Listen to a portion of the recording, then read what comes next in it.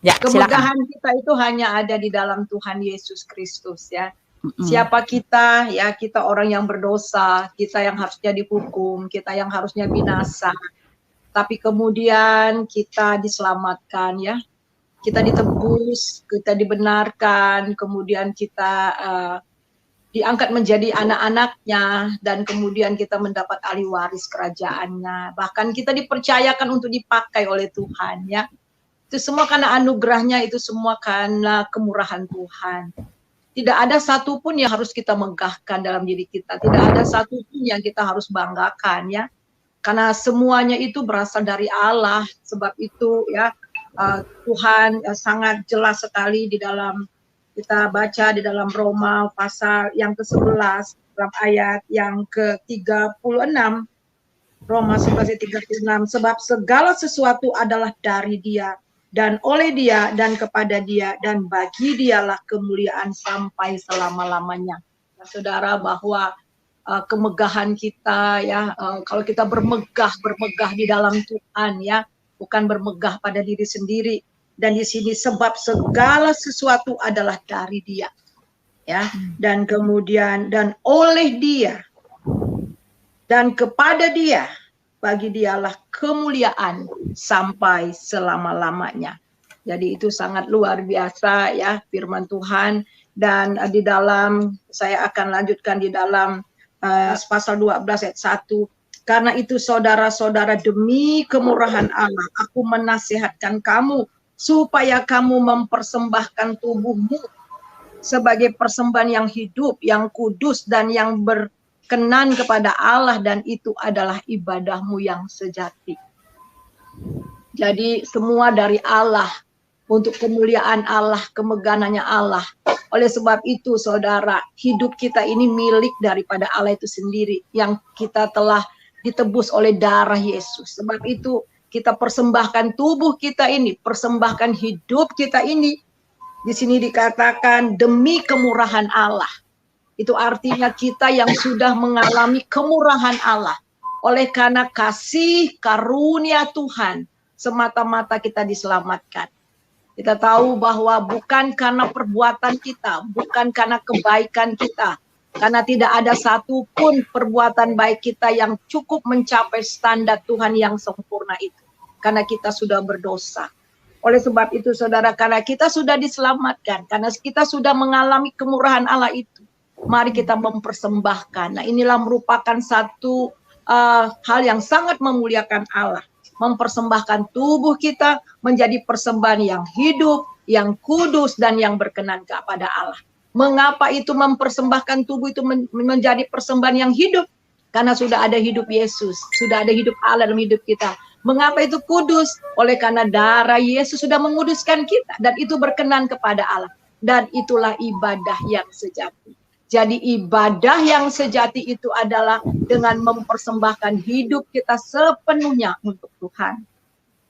Dan kemudian kita bukan hanya mempersembahkan tubuh kita, tetapi mempersembahkan juga pikiran kita. Dengan meminta kepada Tuhan, dengan mengubah pikiran kita, paradigma kita. Supaya pikiran kita juga bisa memikirkan hal-hal yang luar biasa, yang dahsyat untuk pekerjaan Tuhan.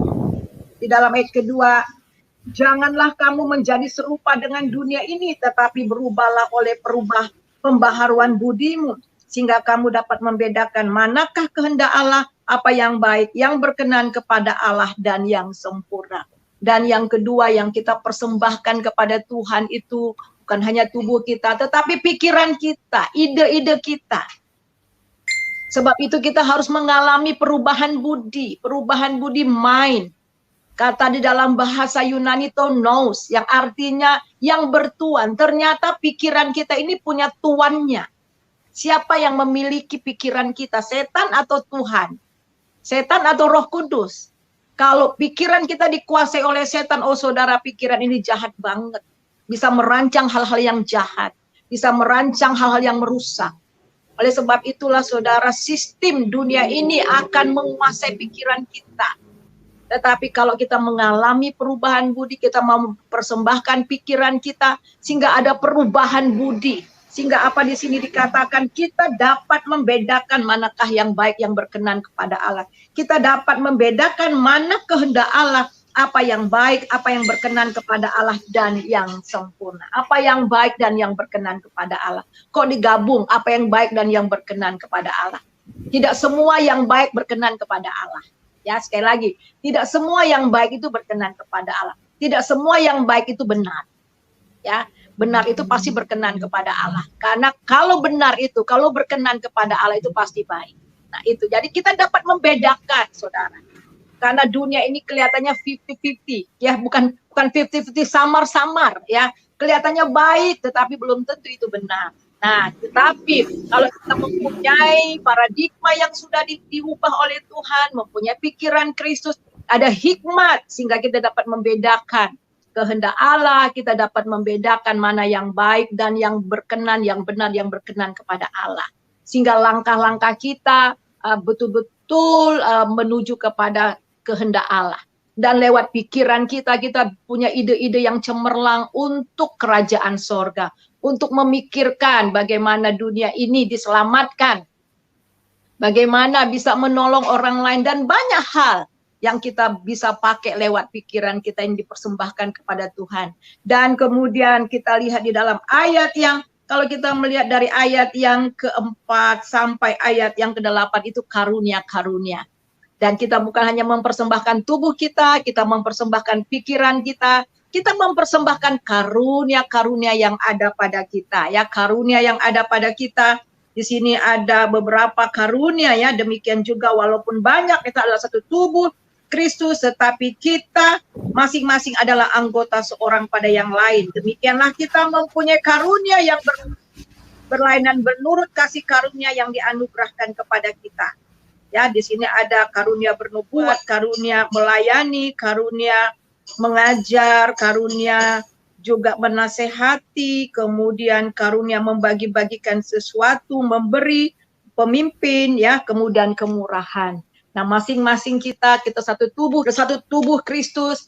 Bagaimana kita bisa bermegah di dalam Tuhan dan bagaimana kita bisa memuliakan Tuhan. Mari kita mempersembahkan tubuh kita dengan sungguh-sungguh kepada Tuhan. Mari kita mempersembahkan pikiran kita kepada Tuhan. Dan karunia-karunia yang ada pada kita. Dan yang berikutnya adalah apa yang kita miliki. Ya, apa yang kita miliki, ya. Harta kita bisa pakai untuk kemuliaan Tuhan, ya. Yang kita miliki di situ dikatakan dalam ayat-ayat berikutnya itu adalah beri bantuan kepada orang lain, ya. Kita memberi bantuan kepada orang lain dan juga memberi tumpangan kepada orang lain. Jadi, Saudara, kalau kita mengasihi Allah, maka kita akan mengasihi sesama.